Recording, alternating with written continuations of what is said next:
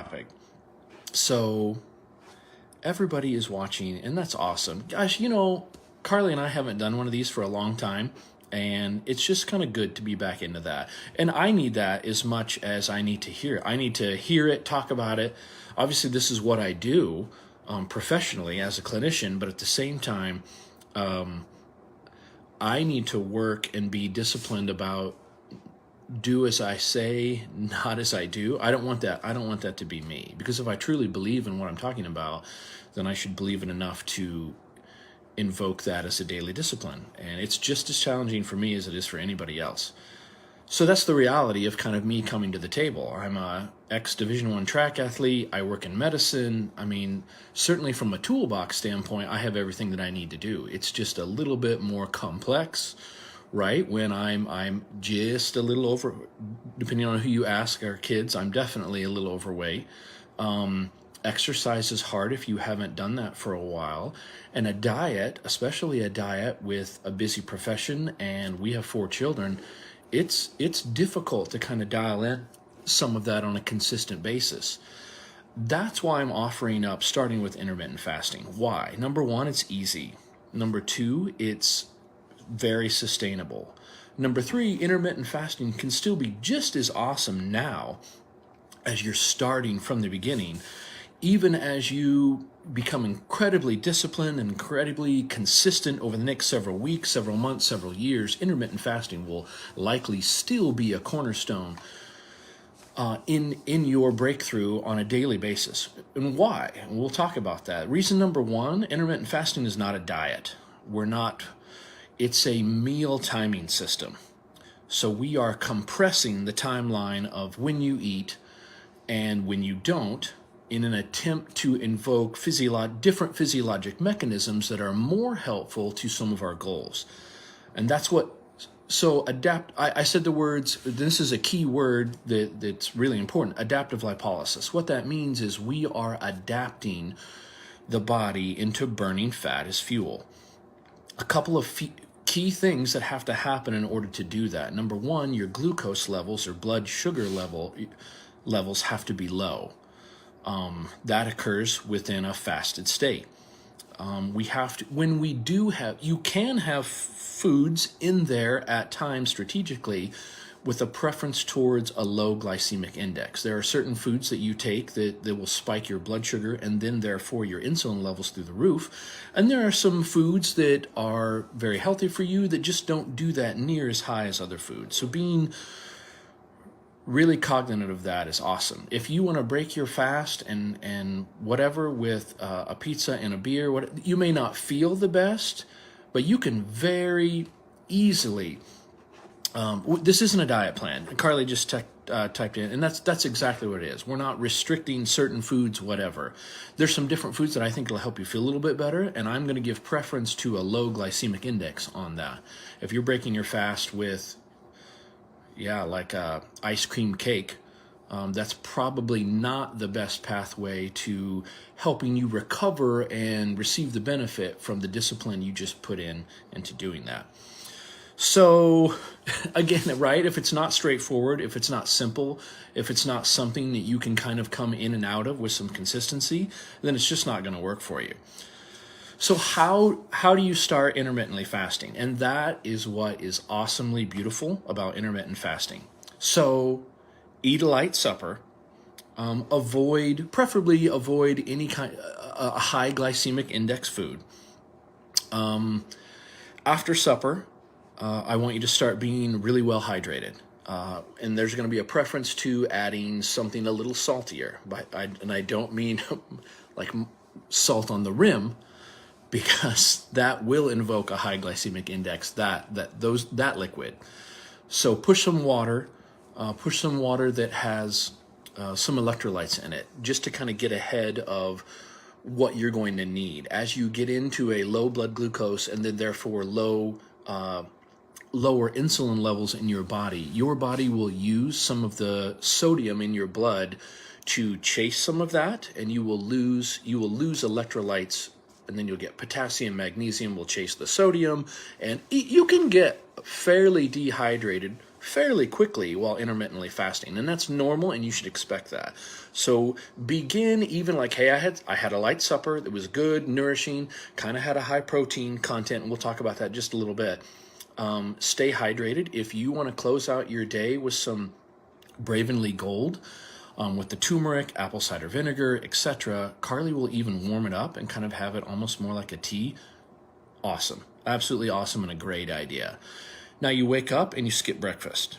And again, if you want to do Boost Brew, awesome. Don't put cream in it. And that's like my favorite thing in the whole world. So again, the discipline for me would start in the morning. Add in Bravenly Burn. Maybe mid-morning, right? 10:30.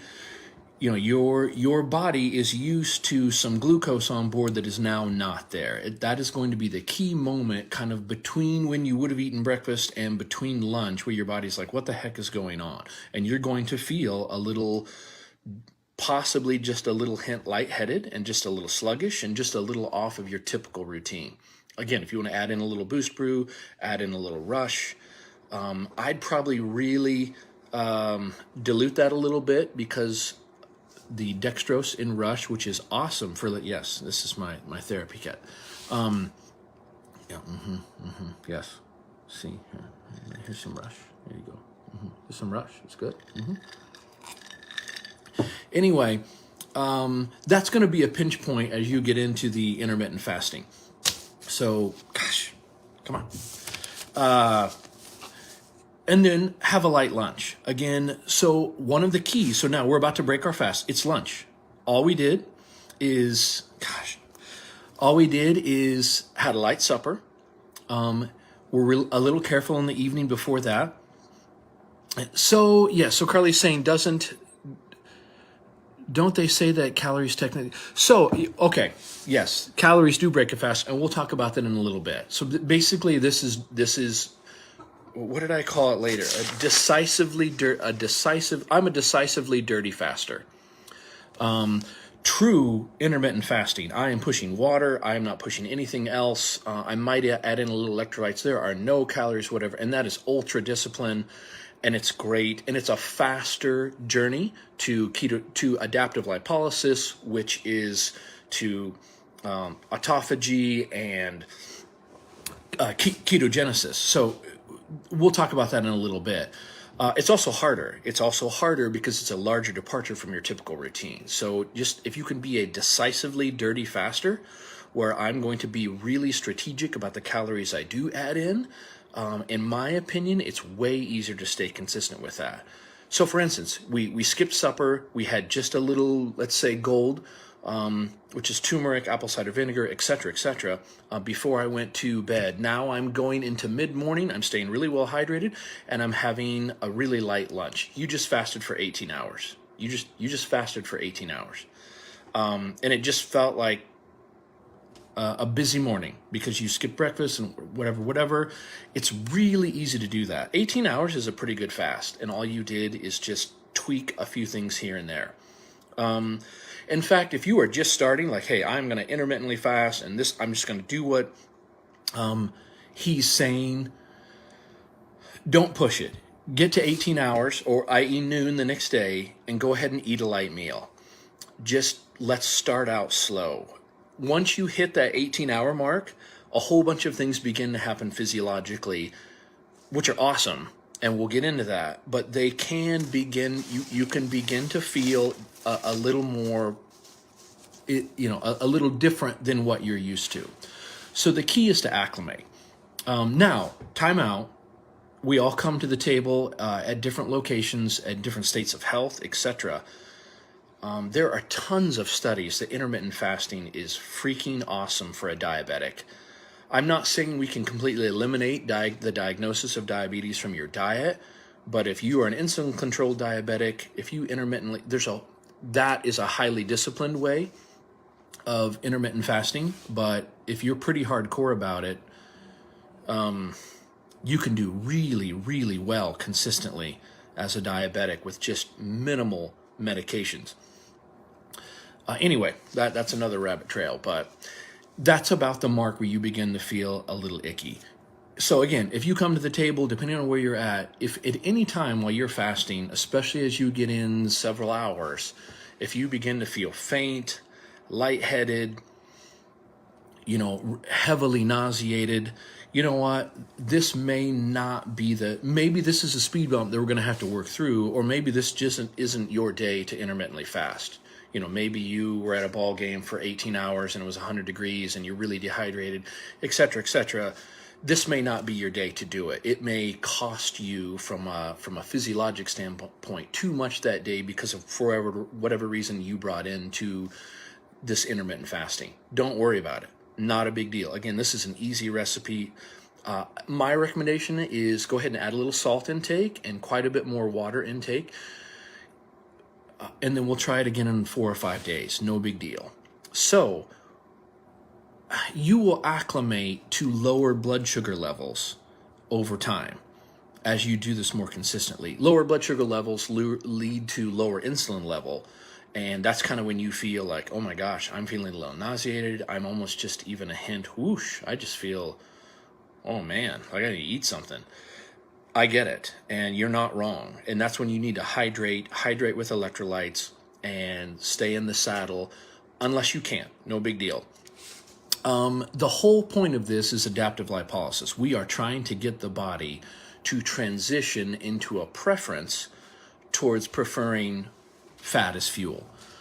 That can only occur in a low blood glucose state and in a low insulin state. As you extend your fast past the 18 hours, be cautioned. There are a few things that begin to happen physiologically. You may get some changes to the consistency, volume, and color to your stools, et cetera, and I'm going to defer that to Carly. Carly's actually on a really extended fast right now and can speak to that in more detail, anecdotally, personally. There's some really good techniques about how to get through that. So Aspen back in March did a short live on intermittent fasting, and there's some really good information in that. Jacqueline, I think last week, even did a couple of posts about intermittent fasting. There's some good information there. It's just it's so easy. So adaptive lipolysis is another way of saying that. If you want to Google some of this stuff, is intramyocellular lipolysis. So basically, you are storing fat in your muscle and obviously other places too. We're going to start tearing into that as your body uses that as fuel. So from a scientific standpoint, what are we even doing? And this is, if you really want to dork out on this and kind of get into the weeds on what the heck is happening. There's two main concepts that if you want to write this down, Google it, or rewind it or whatever, there's two main things happening. Number one is, like we've been talking about, adaptive lipolysis. We are literally trying to convert the body to stop burning sugar, not to stop burning sugar, but to now, like, hey, we are massively decreasing the sugar in the body and therefore the insulin levels in the body. And so we're going to push our physiology, we're going to push our metabolism to start using fat as fuel. Interestingly enough, this is both the pathway to adaptive lipolysis, burning fat as fuel, as well as ketogenesis. This is where ketogenesis starts. So one of the things I want you to think about is, we're getting back to like what, junior high science, where this is called adaptive beta oxidation. So this is beta oxidation. So we're talking Krebs cycle. Beta oxidation is Krebs cycle. So a triglyceride molecule undergoes beta oxidation, enters the Krebs cycle, and then one interesting thing, per mass, triglycerides, when consumed as fuel via beta oxidation in the Krebs cycle, will yield 2 times per weight, 2 times more energy, or ATP, if you guys remember that from junior high science, than I have a 5-inch cookie therapy hit from my chin. Oh, probably. That's because there's a cat with a 12-inch tail that keeps walking on me. Meow, meow. Anyway, Krebs cycle. So as it emerges from the Krebs cycle, there's 2 times the return of lipolysis, which is Latin for the lysis or cutting of fat. We're cutting up fat and using it, throwing it in the fireplace as fuel. That's all that means. It just sounds cooler in Latin.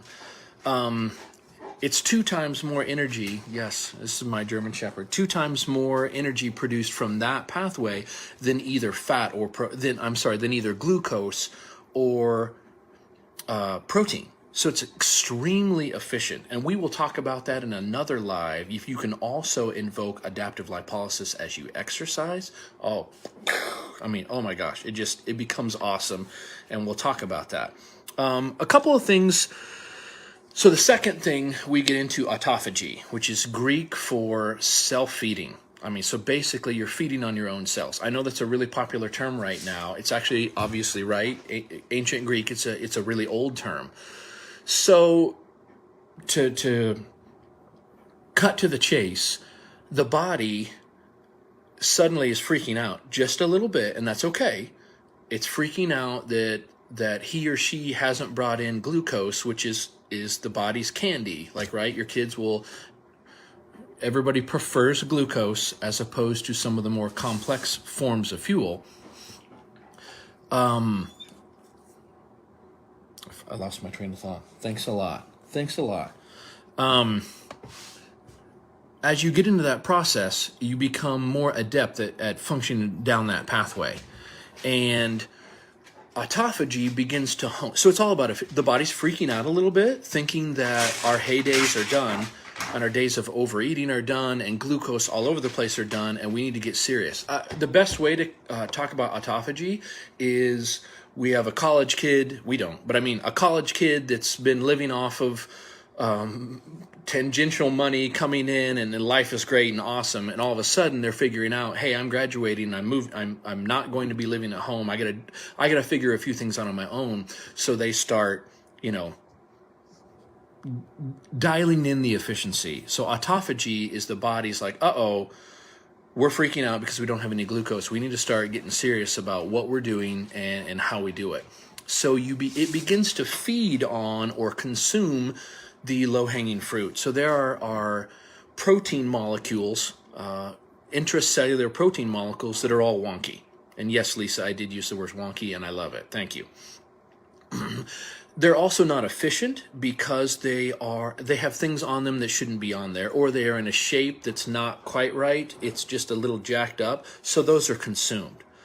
Those are consumed and removed from the body. So basically, a better way it's cellular pruning. It's protein and cellular pruning. So it's also enhancing so the cells that are remaining, it's enhancing those cells. If those cells, or more importantly, complex protein structures, have some things on them that don't enhance function, where those are honed off. So that's what autophagy is. You cannot get into autophagy unless you are in a low glycemic index state. So basically low blood sugar, low blood insulin levels. Now, there's a bunch of studies. So a couple of studies out there. It's the Nikolaj Rittig et al. Clinical Nutrition 2017 study. It's basically what autophagy looks like in people and how they induced it in the study. It's a 2017 study. It's very basic, small numbers, but if you want to nerd out in the weeds a little bit on some of that, that's a good way to do it. One of the interesting things they found out about in that study, which compared to another study, is it takes about 18 hours of fasting before you begin to get into this synaptic and protein autophagy or pruning. Another part of that study showed that as the fast extended into weeks, some of the autophagy can get a little aggressive, right? As the body begins to panic a little bit more about where it's getting its food source from. You begin to get extremely ketogenic, and so right, the first waves of that are really healthy and really awesome and are enhancing cellular efficiency. And as you get out of that, as you extend that duration, rather, it can get a little aggressive. So autophagy is amazing from a physiologic efficiency standpoint, intermittently fasting. If it's a sustained fast, like you're starving on a desert island, it can get really aggressive. Interestingly enough, there's a Matador study. I can't remember, it's about the same timeline, maybe 2018. It's a Matador study where they had people fasting for weeks, and the intent was weight loss. And what they found is people that fasted, if you fasted more than about 4 to 6 weeks, you had to take about 2 weeks off as you re-implemented a high protein regular eating to your diet. Because what they found is, again, it's as if you were stranded on a desert island. The body begins to freak out a little bit, and it becomes so efficient, it stops burning fat as fuel. It just stops burning anything as fuel because it thinks it's in for the long haul. So the whole point is, even folks that are fasting consistently, somewhat intermittently, but even consistently for a month to 6 weeks, it's always a good idea to take a time out, let your body kind of recover a little bit. Now, I will advise, whether you're breaking your 4-week fast or your 18-hour fast, but especially as you get into 24, 36, 60 hours, etc., of fasting, you want to break that by immediately adding protein. The most ideal way to break your fast would be to add in a small amount of protein shake to break your fast now. In my opinion, I'd probably add a little rush with that too. You want to talk about, you get in the weeds on protein. At this point, I love like an organic fermented pea protein. Freaking awesome. Awesome in 1,000 different ways. It's also a really low glycemic index. At this point, if you are breaking your fast, specifically after about 48 to 60 hours, maybe even 24, you actually want to break that with a whey protein, because when you invoke a whey protein, which has a 100% glycemic index, all of these channels open wide open. And now, boom, we're adding in protein. Wait about an hour to an hour and a half after that, and then have a high quality meal. And by high quality meal, 25, so if you're breaking your fast, about 25 to 35% of your body weight should be in grams of protein consumed at that meal. That's really complex, but basically, in a nutshell, especially if you're over the age, statistically, if you're over the age of 40, if you are breaking your fast, it needs to be with about a 33 to 40% increase in protein content compared to what you would normally eat. Because that's what you're lacking at that point. So as you enhance cellular function through autophagy, and you begin to break out of adaptive lipolysis and get back into glucose, but you're building back physiologic structures like muscle, you need protein on board, because as we get a little bit older, our ability to both synthesize and facilitate the use of protein goes down. So those are just kind of some of the nuts and bolts. Again, that was the Maffetone study.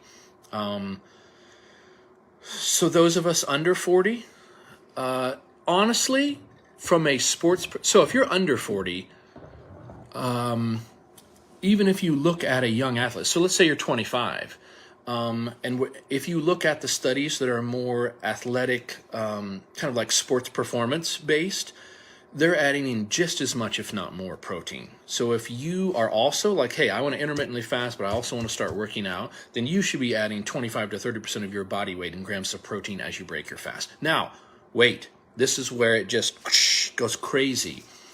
If what you need to do, what you want to do, and I don't care if you're 60, if you want to, you break your fast by working out. So which obviously doesn't break your fast, but if you enter a workout in a fasted state of at least 6 to 8 hours, your post-workout growth hormone levels will go through the roof, just because the body is honing efficiencies, and that would be an awesome thing to do. So if you're incorporating exercise or strength, whether that be cardio, aerobic, or you're getting into strength training, adding back in with a high protein. So you're basically you want to end your workout with a protein shake. And I'm going to give preference to whey protein in this specific, but if all you have is organic fermented pea protein, again, that's a really, really clean, high quality source of protein. That's awesome. I would definitely add in a little rush with that. In fact, honestly, if you're at the end of your fast and you're about to work out, you need to start adding in like a product like Rush, right before you work out and during your workout. Now, your workout is not going to be awesome because you're entering it in a fasted state. You're going to want to be about 75% of the intensity and or duration that you would normally work out in. That's the level you want to be at if you're working out in a fasted state. This is awesome. I love all this. We need to do more of this. What does a post-workout growth hormone do for your health? Again, we're talking about efficiencies. Protein synthesis. So basically, as we get older, a young person, it doesn't matter. If you're working out, the whole concept of strength training and or endurance is we have micro tearing occurring, intramuscular micro tearing occurring while you're working out. That's why your muscles are sore. Your muscles are sore because you have rhabdomyolysis. Now, we're not talking like emergency room kidney function rhabdomyolysis. You have muscle breakdown from working out because we have micro tearing, intramuscular micro tearing. So the body needs to repair that. As the body repairs, it makes cross bridges between, so most of the muscle fibers are linear, but as we add in some cross bridging from protein synthesis and recovery, two things happen. It gets stronger because we have cross hatching, we have cross bridging, and it's bigger. So it's just awesome. That's how the body works. So you have to have a source of protein as you make those protein and muscular repairs. Growth hormone is basically if protein synthesis is the party, growth hormone is the party bus, bottom line. That's the party bus to get everybody on board to get to the site where we need to go, to get to the party place. So growth hormone's awesome. Growth hormone also, our synthesis of growth hormone goes down as we get older.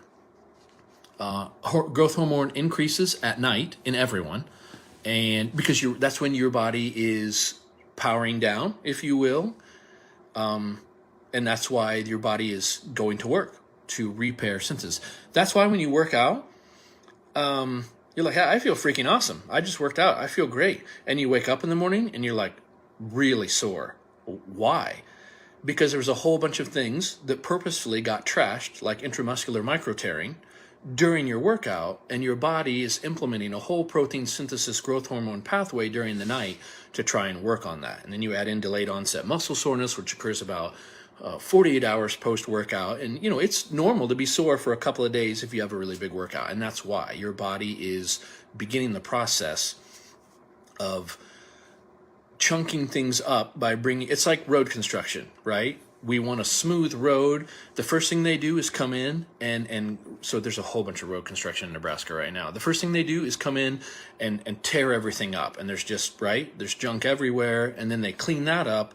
And then that's the perfect bed to put down a new beautiful road. That's exactly how your body does post-exercise protein synthesis. So I hope that's helpful. The next thing I want to get into on another live is the Maffetone method. So the Maffetone method is adaptive lipolysis. And what that means is, how do you exercise while burning fat as fuel? Because let's face it, I'm an ex-Division I track athlete. That's awesome, whatever. I haven't done anything in forever. So if I go out and try to exercise like I was in my prime, or whatever that even means, it's not going to go well. I'm going to be so sore and have a hard time functioning that I'm not going to do it again. And then again, now we're back to where we started, where if it's not